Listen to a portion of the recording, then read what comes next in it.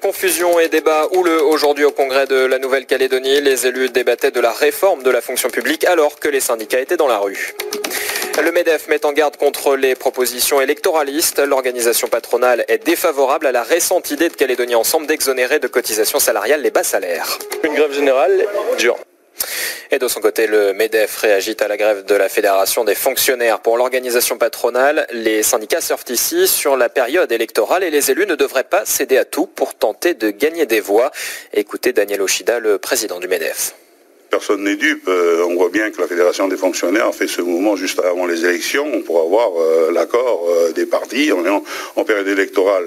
Nous, on trouve ça indécent. Alors qu'on traverse une situation économique grave, qui est longue, qui est sérieuse et qui dure, et qui a coûté des centaines d'emplois dans le privé, ces fonctionnaires qui, malgré tout, sont majoritairement mieux payés dans la fonction publique que dans le secteur privé, qui en plus ont la sécurité de l'emploi, viennent en plus demander d'être augmentés, on trouve ça indécent. Je crois qu'on est à une époque en Calédonie où la situation est difficile économique, il faut tous se serrer les coudes, il faut qu'on aille tous dans le même sens, c'est-à-dire un redressement économique du pays, sinon effectivement on va à la catastrophe.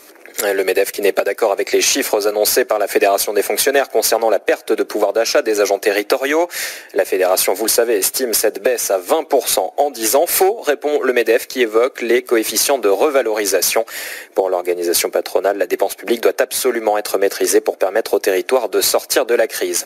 Plus globalement, l'organisation patronale alerte sur les propositions électoralistes, et notamment celle de Philippe Dunoyer de Calédonie Ensemble d'exonérer de cotisations salariales les salaires compris entre 1 SMG et 1 SMG et demi. À l'image de la CAFAT ou de la liste L'Avenir en confiance, le MEDEF s'oppose à cette proposition.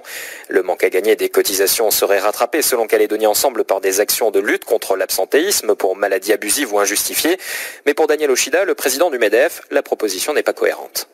C'est très inquiétant, c'est quelque chose qui est fait au pied levé, sans concertation, et qui surtout va amputer la CAFAT de recettes au moment où tous les régimes de la CAFAT sont déficitaires. Cette histoire des arrêts de maladie, de l'absentéisme, c'est un serpent de mer. Ça fait depuis longtemps que nous essayons de combattre. Vous pensez bien que le patronat, en général, essaye de combattre parce qu'effectivement, nous en ressentons les effets dans nos entreprises et nous n'y arrivons pas de manière satisfaisante. Donc les gains escomptés et indiqués par M.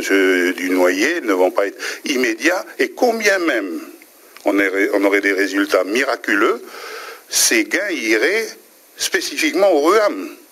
Mais les autres régimes, tels que le régime de retraite, lui ne serait pas alimenté, il aurait un manque de recettes. Et on peut même se demander qu'est-ce qui ferait les salariés qui n'auront pas cotisé leur part salariale, ça ne produirait pas de points, donc ils auront une retraite plus faible à la fin. Daniel Oshida, le président du MEDEF.